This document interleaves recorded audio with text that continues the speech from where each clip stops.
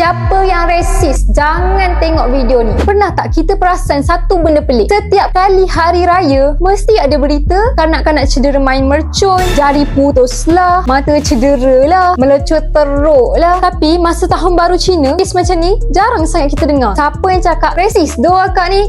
Siap, aku cili-cili mulut tu. Dengar sini bagi faham. Jawapannya bukan sebab kaum, tapi sebab cara orang dewasa mengawal situasi. Masa Chinese New Year, mercun biasanya dikendalikan oleh orang dewasa. Kanak-kanak tengok, bukan pegang. Ada kawalan, ada haid. Ada orang tua yang kata, yang ni bahaya, jangan main. Tapi masa hari raya, mercun ni dianggap mainan budak-budak. Budak-budak umur 7 ke 10 tahun boleh beli sendiri, main sendiri. Kadang-kadang tu tanpa pengawasan langsung. Kita selalu cakap, tak apalah, kita dulu pun main. Tapi yang kita lupa, yang dulu kita bernasib baik tau. Anak orang lain, hari ni mungkin tidak. Lepas tu, masa raya, mercun termasuk yang haram pun senang sangat nak dapat. Tepi jalan, gerai sementara. Kadang-kadang, penguatkuasaan pun longgar. Yelah, sebab musim perayaan kan. Bila benda bahaya jadi mudah dicapai, ditambah pula budak dibenarkan urus sendiri. Hang tunggulah apa jadi. Mak ayah, oi, ni bukan soal tradisi tau. Tapi ni soal tanggungjawab orang dewasa. Kalau kita nak anak selamat, janganlah duk gatai bagi anak main mercun. Mak ayah, faham ke hidup?